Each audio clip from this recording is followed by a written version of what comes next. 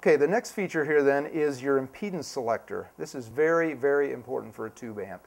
If you're running a mix-match impedance with the speaker cab that you're plugged into, you're going to stress, and the life expectancy of your output transformer is going to suffer.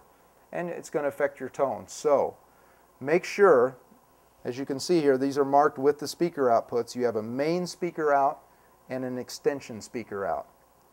Always use the main first. That's what it says. We have people that'll just look in the back and plug into any red one. You can't do that. You have to use this one first.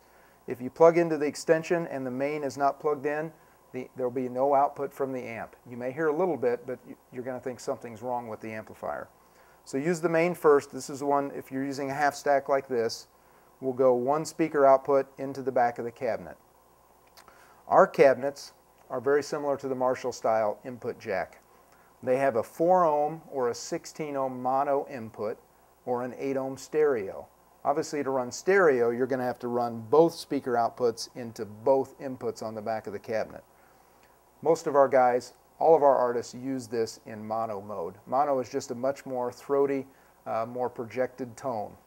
So if I'm going to run into the back of this cabinet and I'm running into the 4 ohm jack that's listed on the back, I'm going to switch it to 4 ohms.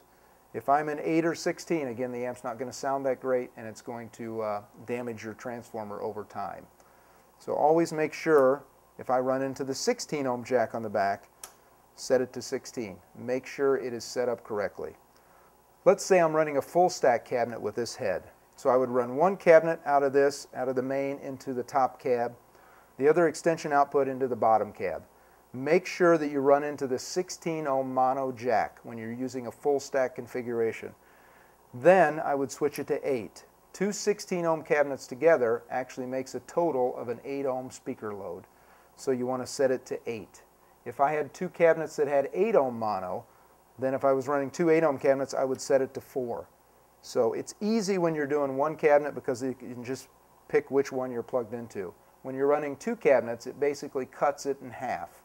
So if I've got two 16 ohm cabinets, it would be 8 ohms at that point. So very, very important.